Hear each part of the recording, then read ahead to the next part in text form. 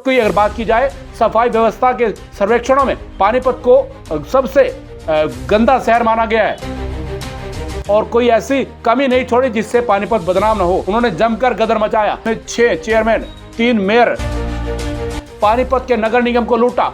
नमस्कार, all India 24 news देखना शुरू कर चुके हैं आप और मैं हूं धर्मेंद्र इंसा। आज हम बात करेंगे आखिरकार पानीपत में नगर निगम का गठन कब हुआ था, कैसे नगर निगम बना और कितने लंबी लड़ाई के बाद आज भी पानीपत के जो हालात हैं कितने खस्ता है। बातचीत करें तो सन 1989 को पानीपत को जिले का दर्जा मिला था। इससे पहले पानीपत करनाल जिले का हिस्सा था और 1987 से लेकर 2012 तक जहां नगर परिषद रही, इसके बाद नगर निगम बना दिया गया। 2013 में पानीपत शहर को पहली बार जो है कि मेयर मिला, मेयर का चुनाव हुआ। इससे लगा था कि पानीपत के अच्छे दिन शुरू होंगे, पर हालात सुधरने का नाम नहीं ले रहे। पानीपत में 35 साल से छोटी सरकार समस्याओं को दूर करने में नाकाम रही है और 1987 से लेकर 2022 तक जहां पानीपत में 6 चेयरमैन, 3 मेयर रह चुके हैं, इतने वर्ष बीत जाने के बाद भी पानीपत में पेयजल की समस्या है। बता दें आपको, सफाई व्यवस्था चरमराई हुई है, जगह जगह कूड़े के ढेर हैं, लाइट व्यवस्था नहीं है। इन तमाम विषय को लेकर जहां नगर निगम के खिलाफ जो विपक्ष है वो आक्रामक नजर आता है। अब पानीपत में नगर निगम के चुनाव होने हैं, पर इसको लेकर के भी विपक्ष काफी आक्रामक है।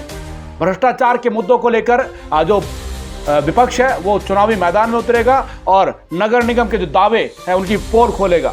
बता दें आपको, जब 2018 में पानीपत से नगर निगम प्रत्याशी में नगर निगम की मेयर प्रत्याशी के लिए मेयर अवनीत कौर ने जब दावेदारी ठोकी थी और चुनाव लड़ा था, तो उन्होंने कहा था कि जब वो पब्लिक उनको जिताकर नगर निगम भेजेगी और मेयर बनाएगी, उसके बाद वो पानीपत के हालात को चेंज कर देगी। इंदौर जैसी स्थिति पानीपत के अंदर होगी, पर हालात जस के तस है।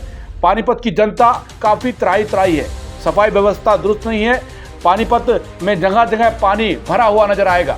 पानीपत में सड़कों के खस्ता हालात हैं, जहां निर्माण कार्य में भी घटिया सामग्री का प्रयोग किया जाता है और इन तमाम बातों को लेकर विपक्ष हमेशा से आवाज़ उठाता रहता है। पर पानीपत के नगर निगम में हालात जस के तस है, या ये कह लीजिए कि पानीपत की जो छोटी सरकार है वो इन समस्याओं को दूर करने में नाकाम साबित हुई है।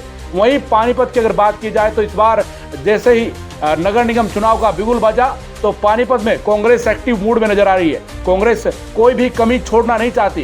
कांग्रेस इस बार नगर निगम चुनाव को लेकर काफी एक्टिव मूड में है और चुनाव जीतने की बात कर रही है। ऐसे में अब सवाल या निशानी है कि हाल ही में हरियाणा में विधानसभा चुनाव में करारी हार के बाद भी कांग्रेस आखिरकार इतनी एक्टिव मूड में कैसे है। वहीं बीजेपी भी, जो दिल्ली में बीजेपी को जीत हासिल हुई है, उससे काफी ललायत नजर आ रही है, कॉन्फिडेंस में नजर आ रही है। इसी को लेकर के कांग्रेस की और बीजेपी की आमने सामने की टक्कर मानी जा रही है। बात करें तो पानीपत में जहां मेयर पद प्रत्याशी के लिए 25 से अधिक दावेदारों ने बीजेपी की ओर से दावा पेश किया है और अगर 26 वार्डों की बात की जाए तो 26 वार्डों में 235 से अधिक एमसी पद के दावेदारों ने अपना आवेदन दिया है। वही कांग्रेस की अगर बात करें तो कांग्रेस 12, 13, 14 फरवरी को अपने दावेदारों से दावा पेश करने की बात कह रही है और जो चुनाव लड़ने के इच्छुक व्यक्ति हैं वो इस बार चुनाव लड़कर किस प्रकार की दशा और दिशा बदलेंगे,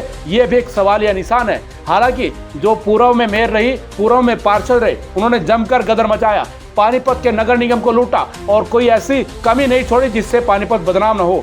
पानीपत की अगर बात की जाए, सफाई व्यवस्था के सर्वेक्षणों में पानीपत को सबसे गंदा शहर माना गया है और पानीपत के नगर निगम के जो मेयर है या फिर ये कह लीजिए जो पार्षद है, वो दावा करते हैं कि उन्होंने अपना 100% देकर पानीपत की दशा और दिशा बदलने का काम किया है।